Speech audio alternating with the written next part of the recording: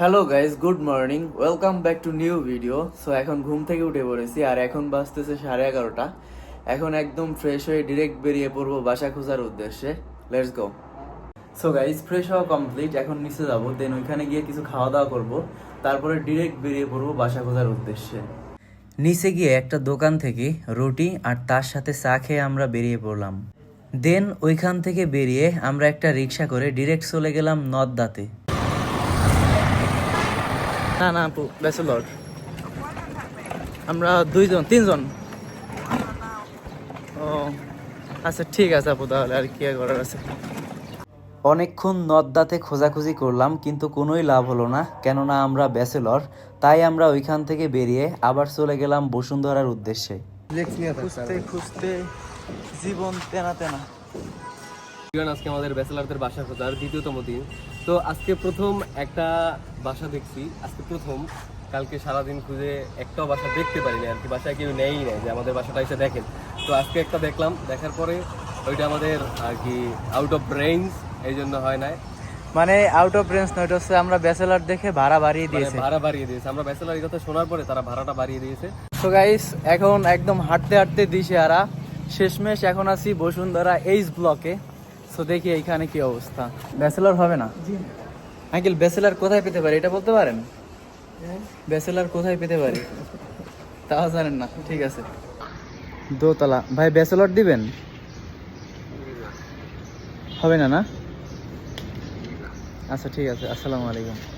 So guys, Bashundhara area কালকে আর আজকে মিলিয়ে ভালোই ঘুরলাম, যতটুকু সম্ভব বাসা খোঁজার চেষ্টা করেছি, কিন্তু একটাই সমস্যা, ব্যাচেলার থাকার কারণে কেউই বাসা দিতে যাচ্ছে না। এখন এখান থেকে সরাসরি চলে যাব বসুন্ধরা গেটে, দেন ওইখান থেকে দেখি কোথায় যাওয়া যায়।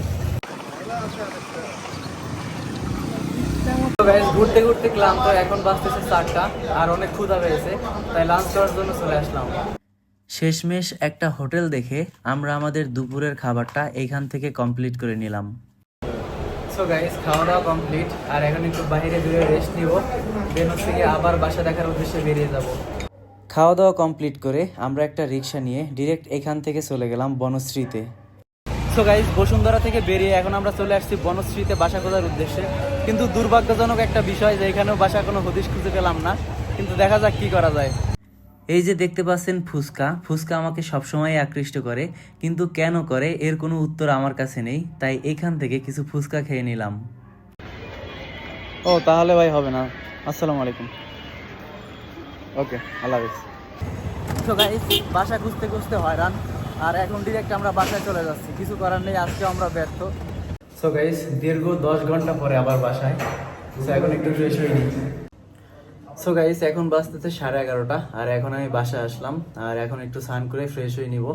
আর শরীর খুবই ক্লান্ত, কজ আজকেও প্রায় 10 ঘন্টারও বেশি সময় বাইরে কাটাইছি অ্যান্ড বাসা খুঁজছি, বাট দুর্ভাগ্যবশত কোনোই লাভ হয়নি। সো গাইস, বাসায় ঢুকে একদম স্নান টান করে এখন ফ্রেশ হয়ে নিয়েছি, আর এখন আমি খাবারটা কমপ্লিট করব, দেন স্লিপিং মোডে চলে যাব। সো গাইস, এখন বাজতেছে রাত্র 2:10 আর একটু আগে রান্না বান্না সব কিছু কমপ্লিট হলো, আর আমরা এখন খাবার খেতে বসলাম। সো এখন খাবারটা কমপ্লিট করব অ্যান্ড একদম ঘুমিয়ে পড়বো।